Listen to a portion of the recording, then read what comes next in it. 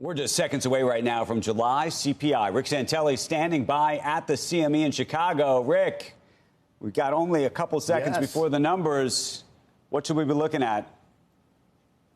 You know, I think the year-over-year numbers, especially the core, is going to be quite key, especially which side of 3% it's on. But do remember, much of the hoopla about the big bump in tariffs hasn't really materialized. Is it because consumers are pushing back, or we exaggerated? The data is in, and here we go. Consumer Price Index for the month of July. Headline number, as expected, up 0.2 exactly. Strip out food and energy, up 0.3 exactly as expected. Year-over-year numbers, 2.7, that's the headline. That's 0.1 cooler than we were expecting, but it equals the rear view mirror. 2.7, well, how does it compare? 2.8 was February, 3% was January. So we have been sliding. The low for the year in this metric, 2.3, that was in April. And here's what I was looking at, 3.1% on the year-over-year core.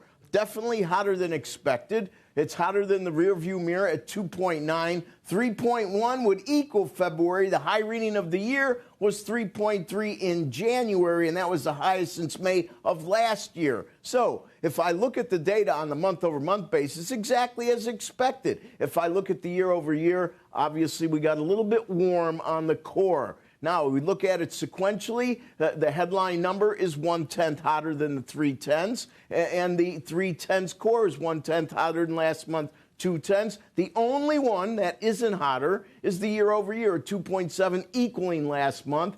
But we do see that expectations were for a much warmer number. And since it didn't materialize, the market's looking at this and kind of looking past 3.1%. Yields are moving down a bit. So we've moved down a couple of basis points in a 10-year, hovering now at 424. And if you remember, early last week, for about 4 sessions after the jobs report, we were really consolidating in the low 420s. We've kind of jumped over a little bit, and we're now in the mid to upper 420s, but still, the market's very well behaved. And if you recall, the last several CPI, PPI pairings, once we get over the hump of the data, almost forgetting what it is, just the nervousness about what it may be always seems to give the market some pause on the other side. So, of course, tomorrow we'll have the PPI, but at this point, I would have expected the market would have been more sideways with the 3.1%, but it has moved down, which really does underscore the nervousness out there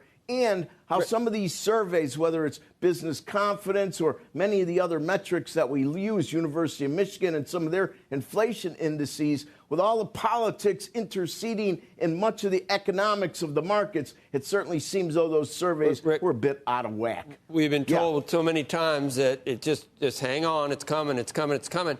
That there was some of that built in, some of the idea, okay, this is the time there's going to be some, because it was hotter.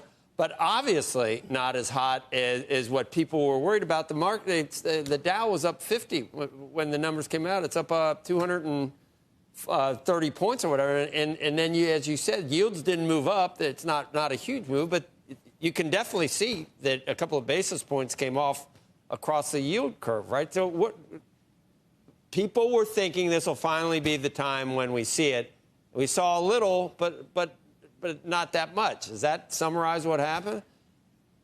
Absolutely. You know, if I look at all the metrics, as I said, we were hotter in the beginning of the year, even on the hottest read on that year-over-year core. What it tells me is that if you take it very simple, you summarize very accurately. There's been a push that things are going to get worse. You're going to look at a month that's going to be really scary. But most likely, if you look at the entire regime of the effects of tariffs and the uncertainty, we are definitely over the hump. And considering that this number isn't worse than expected, I would say moving forward that your interpretation is exactly correct. We're way over our skis, and what we're really finding is the last mile inflation is sticky, it was sticky, and really in the grand scheme of things, it doesn't break out as that the last 3 or 4 months are extraordinary in any fashion.